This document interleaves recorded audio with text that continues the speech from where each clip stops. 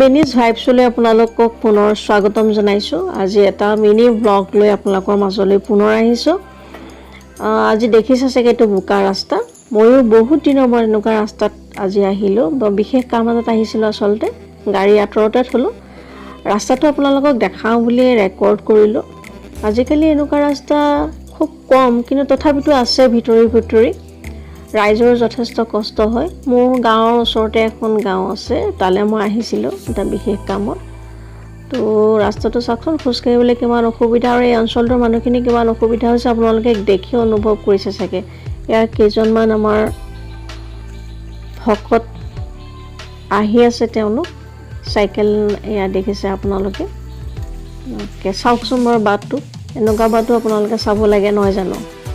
গাড়ীখন এনেকৈ দেখিছোঁ, অলপ ভাল ৰাস্তা পাইছোঁ যদি আকৌ পুনৰ বেয়া ৰাস্তা পালোঁ। দুটি ল'ৰাই চাইকেলেৰে পাৰ হৈছে। আগতে চাগে আমিও এনেকৈ পাৰ হৈছিলোঁ, চাগে নহয় পাৰ হৈছিলোঁ। এইবিলাক বোকা পানীলৈ ভয়ে কৰা নাছিলোঁ। দেখিছেনে, যথেষ্ট বেয়া ৰাস্তা। মানুহে মানে এইটো অঞ্চলৰ ৰাইজে যথেষ্ট কষ্ট ভুগিছে, এইটো দেখিয়ে অনুমান আপোনালোকেও কৰিছে নিশ্চয়। ময়ো বৰ খুপি পাৰ হৈছোঁ সেইদিনা, ইমান বেছি বোকা। অৱশেষত বোকা পাৰ হ'লোঁ, হৈ গাড়ী পালোঁহি। এয়া তো গাড়ীত উঠিলোঁ, গাড়ী ষ্টাৰ্ট কৰি পেলাই এতিয়া আপোনালোকক গাঁৱৰ ৰাস্তাবোৰ দেখাম ব'লক। মোৰ ওচৰৰ গাঁওখনৰ পৰা মই মোৰ নিজৰ গাঁৱলৈ আহি আছোঁ। পৰিৱেশটো বৰ ধুনীয়া, সেয়া মই ৰেকৰ্ড কৰিলোঁ। বতৰটো সেইদিনা খুব বেয়া আছিলে, চাৰিওফালে সেউজীয়া। আৰু এতিয়াতো বিশেষত ৰাস্তাত আপোনালোকে গৰু ছাগলী এৰাল দিয়া পাবই, যিহেতু পথাৰত দিবলৈ সুবিধা নাই। কিন্তু পৰিৱেশটো বৰ ধুনীয়া, আপোনালোকে চালে বুজিব। আপোনালোকে পৰিৱেশটো উপভোগ কৰকচোন।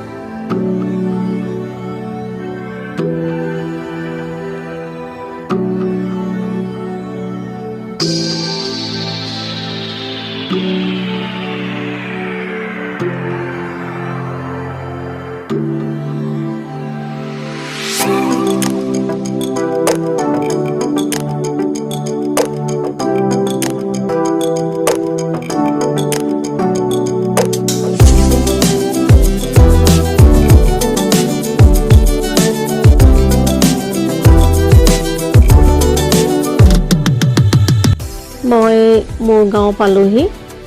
এইখিনিতে আমাৰ গাঁৱৰ নামঘৰটো আছে। আপোনালোকক মই একচুৱেলি গাড়ীও চলাই আছোঁ, কেমেৰাও হাতত, যথেষ্ট অসুবিধা।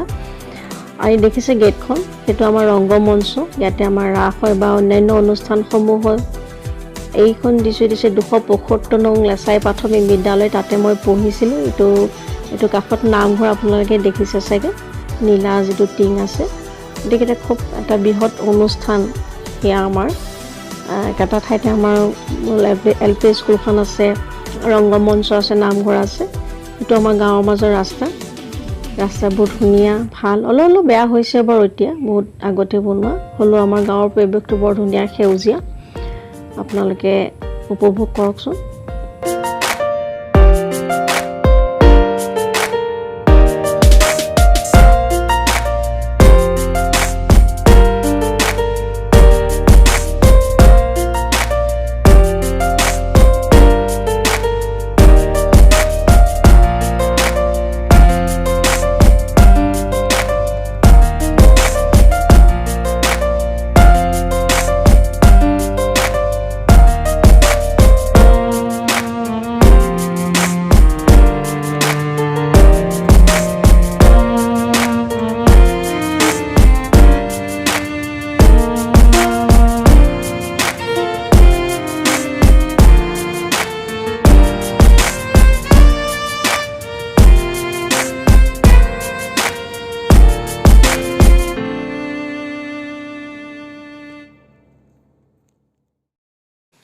ইতিমধ্যে আহি মই মোৰ ঘৰ পালোঁহি।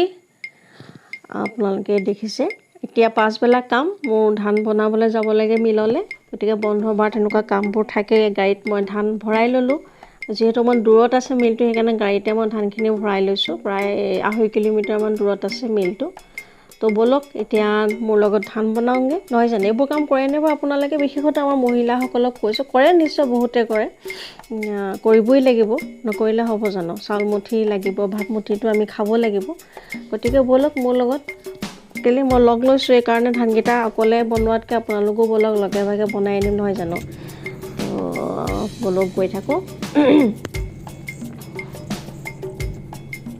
কি দেউতাই গেটখন খুলি দিয়ে মই ক'বলৈ যাবৰ সময়ত গেটখন খুলি সুবিধা কৰি দিয়ে মই ওলাই যাবলৈ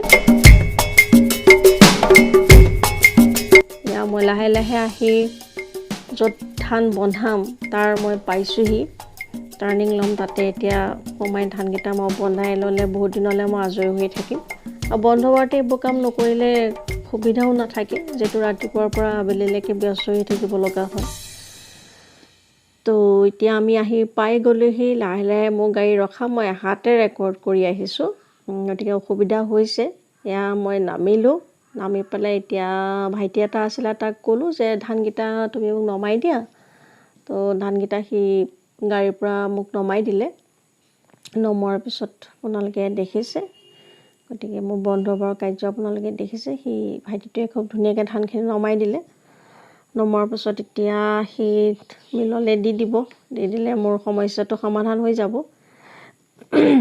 কোনে কোনে এনেকৈ ধৰণে কামবোৰ কৰে আপোনালোকে কমেন্ট কৰি জনাবচোন ভাল লাগিব ইয়া মিলটো অলপ লাহেকৈ দেখাই দিছো